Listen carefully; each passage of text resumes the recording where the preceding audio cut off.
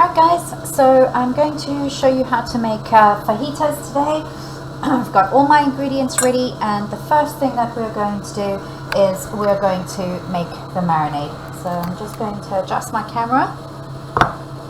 And what we have, first of all, is we've got to get all the vegetable or the spice part of our marinade, because we don't want to touch our chicken and then touch something that is uncooked. So if you've got, always use a different board, a clean board for any kind of raw chicken or raw meat, and a different board and a different knife for any of your vegetables.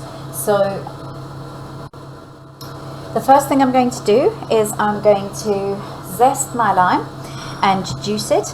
Now, if you roll the lime on a counter or on your board, you get more juice out of it. You can also pop them in the microwave for a couple of seconds, and that will also release more juice, because limes are actually one of the ones that release the least amount of juice.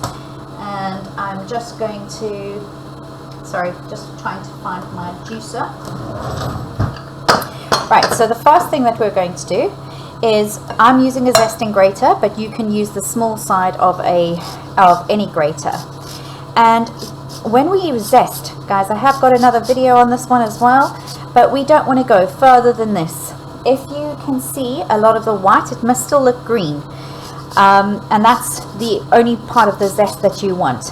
It tends to become bitter when you go further, and the very, very dark green that you are taking off is what contains all the flavor, and it contains all the oils of any citrus fruit. So whether you're doing lemons, limes, and guys, you can replace the lime with a lemon if you don't have limes at home, or for any other reason, if you just want to use lemon, that's fine. Just make sure you go all the way around, get as much off as you can, right, and then give it a little bit of a wipe. Oh, it smells so beautiful. Right, then you're going to slice it in half. Now, I have one of these juicers, but you use any juicer that you have in your kitchen. And I've got a little bowl next to me for rubbish. Now, we're doing the marinade first, because we want the chicken to have a little bit of time to actually marinate before we start to fry it. Right, so there we go.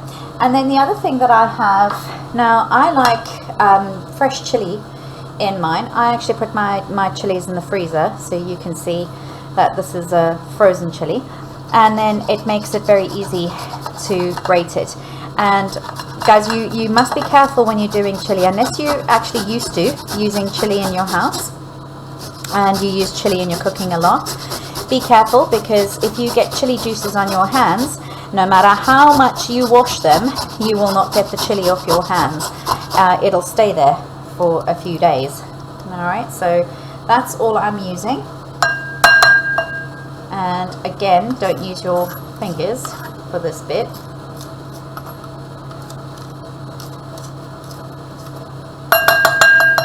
Alright, so I've got some fresh chili, and I'm leaving the rest to put some over the top. There we go. Now, again, you can use fresh coriander, or you can use dried chilies if that's all you have, but I've got fresh chili and I like the color that brings. Now, I like using cumin in mine, so I pop a bit of cumin in mine, and also a little bit of turmeric. Right, and that's it. Oh, sorry guys, and garlic. Now, I do not like garlic. Well, I like garlic when I'm having garlic bread or something like that, but I find in my food, garlic is very overpowering, so I very rarely use it in something like this, because I want the flavor of what I'm eating to come through rather than a garlic taste. So that's my marinade ready, and now I'm going to get the chicken ready. So one of the things that I do when I have my chicken is I like to take off the chicken fat and any sinews that I have on my chicken. So I'm going to pop that onto my board, and I'm just going to clean the chicken breast a little. None of the scraps get wasted. My dog absolutely loves them, so I keep them for him, and he has a little treat.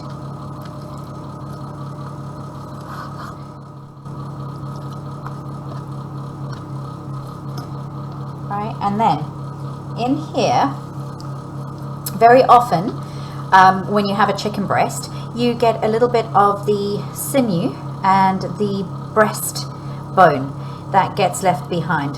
So I like to take that off, just because you're using very small pieces of chicken, and if you leave some of a hard cartilage, it actually leaves an unpleasant texture in your mouth. And this is a sinew that runs almost all the way through the breast, and I like to take that out as well. But guys, you don't have to do this. You can just go ahead and chop the chicken up as you like it. Right? So just going to clean the other one.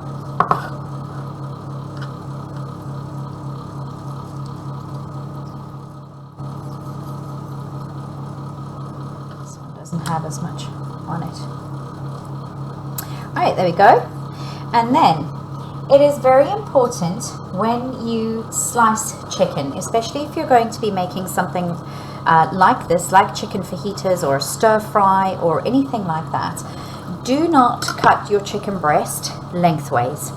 Because what happens when you fry the chicken, when you heat the chicken, is the protein denatures. And when protein denatures, it basically shrinks. And that is because of the muscle tissue. So if you think of your muscle as interlocking fibers like this, so when you cook it, the fibers automatically tense up and they go like this, and they become very, very tight.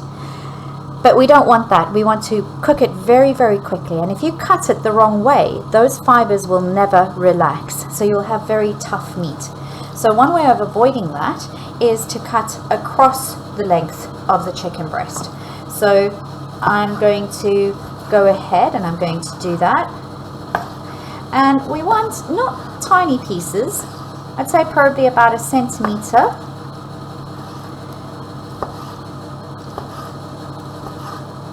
And then you're going to put that chicken into your marinade.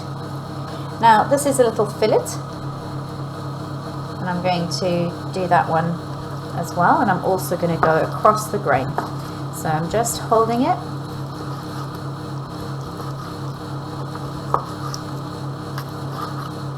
And again, guys, I'm making for my family, so I have got double the amount, because I'm also making mac and cheese today, because I've made the same video today.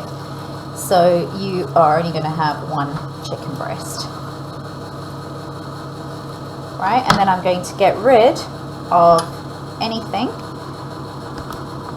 that is raw chicken.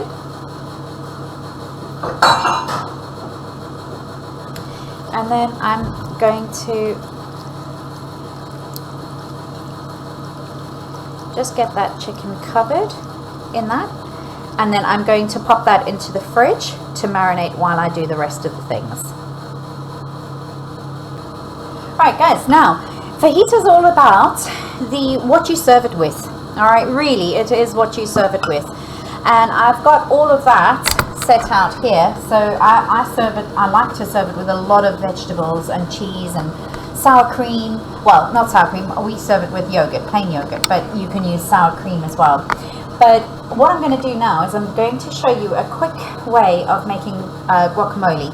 Now, I forgot I was going to show you that, so I've already cut it. But you're going to take it lengthways, and you're just going to slide your knife all the way around, and the pip is going to stop you from cutting any further than you need to. You're then going to just pull that out. Alright, so now you have the 2 halves of the avocado. Now, if you are going to slice this avocado for a salad or for anything like that, this is the easiest way to do it. So you are literally going to slice it, and you can see that I'm slicing it in beautiful little slices, and I'm going all the way down, but I'm using the skin as my guide, and I'm not getting any avocado on me because it is a very messy fruit. Right, so there you can see you've got all those beautiful little slices, and then you are going to take a tablespoon and you're going to run it round until you get to the other side and the end. All right, so you've got a completely clean shell,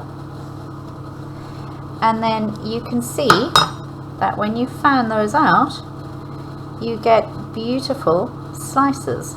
So you can use that in a salad, all right, or chop it up even more and use it in anything that you are making. All right, but I'm making guacamole today, so I don't need the perfect slices, so you can cube it like that as well. I'm going to take that out.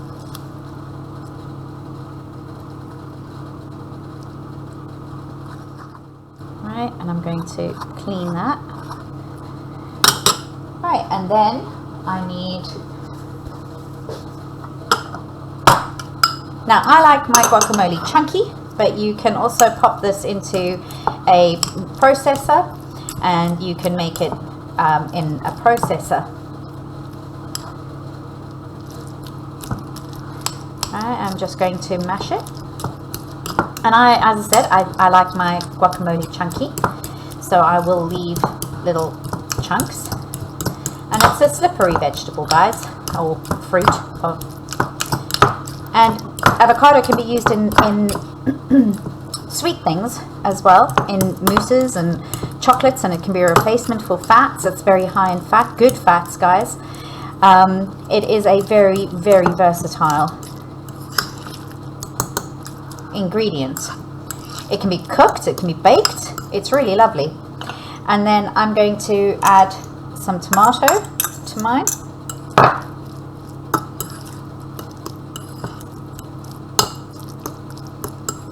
Right, and then I'm also going to add some of my chili. Now, my chili's been out of the fridge for a while, freezer, so it's going to be a little bit more difficult to grate. I might have to pop it back into the freezer again, or I might just, I'm going to, hold on just a second, I'm going to cut that instead. Alright, I've got my chili in there, and then I'm going to put some lime juice in here. Avocado is a fruit, pardon me, a fruit that is affected by oxygen, and when the oxygen hits the when the oxygen hits the fruit or the bruised cells, then what happens is it starts to brown, and that process is called oxidation. That browning process is called oxidation. So I've popped some salt and pepper in there.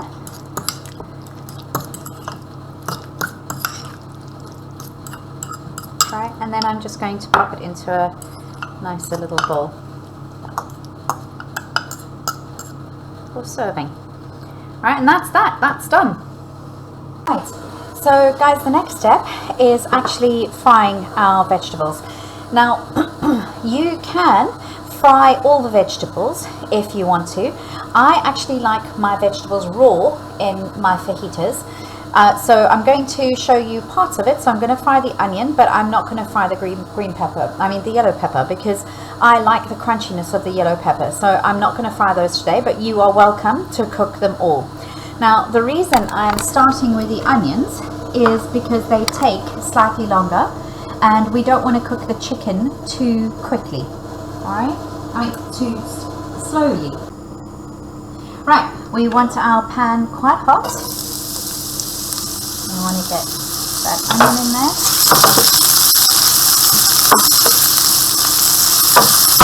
And And I've got 2 tablespoons of oil in here, but guys, you're going to have 1 because you're making half the amount that I am. I'm going to fry that for a few minutes and I'll come back and show you. Right guys, so now if I wanted my kitchen to fill up with smoke, my extractor fan isn't working at the moment. I would be actually using my grill for this, but I want this to be quite hot and I want to get some color on the chicken, so I'm not just going to throw it in. You can if you want to, but it will steam the chicken more than bake it. Be careful when you do this, guys, because the lemon juice will actually make the hot fat stick. So, sorry, the lime juice. So I'm just going to get my chicken into my saucepan.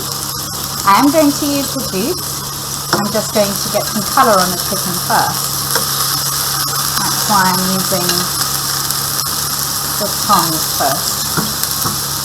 Now, the reason we want to get some colour on the chicken is we are looking for the chicken to go brown, and that browning process in protein, which chicken is called the Maillard reaction.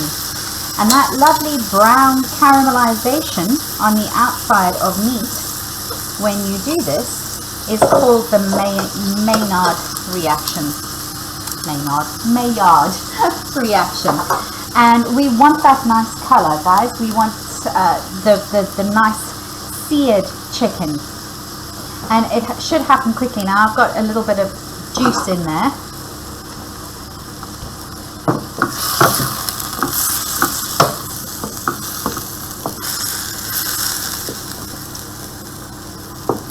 Alright, and I'm just going to let that cook and I will show you what that looks like.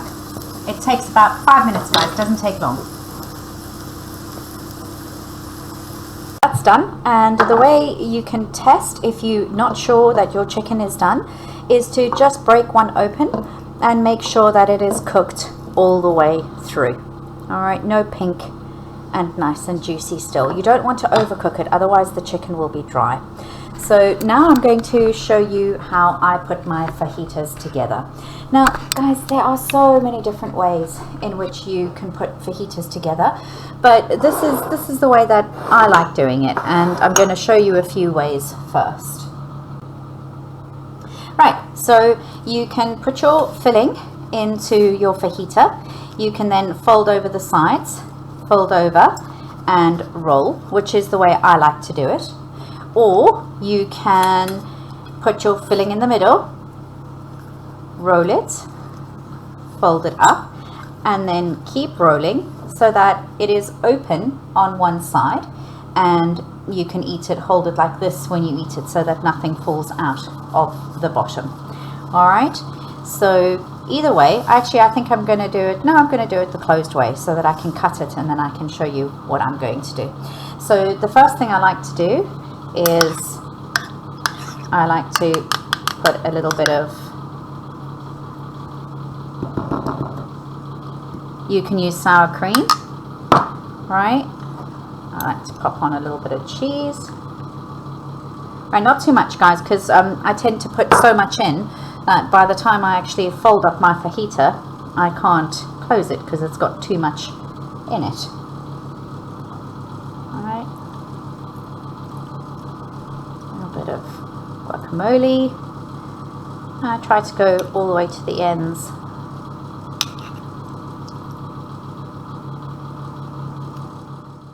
A little bit of onion. Now, I like my onion crispy and crunchy, but you don't have to do it that way. Just 2 little slices of cucumber.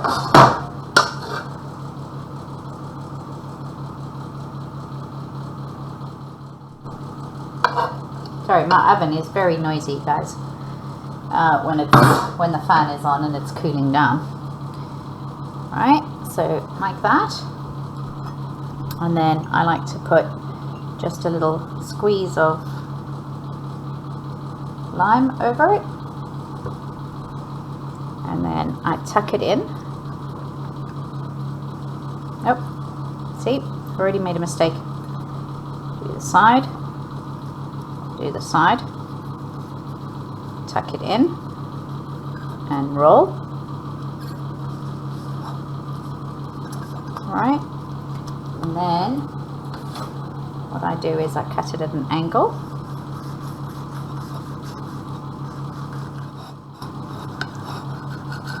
Like that.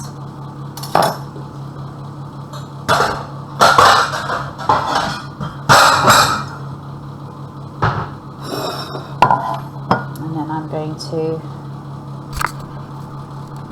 pop a little bit of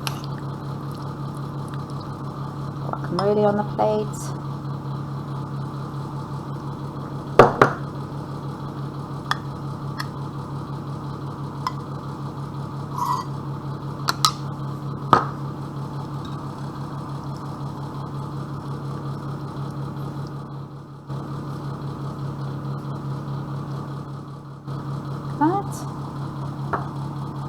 And then sprinkle a little bit of cheese over the top. And there you have it, guys. And have fun with your fillings, and have fun with the way in which you're going to present it. Let me know how it goes. I'm looking forward to seeing all your pictures. Have fun, guys.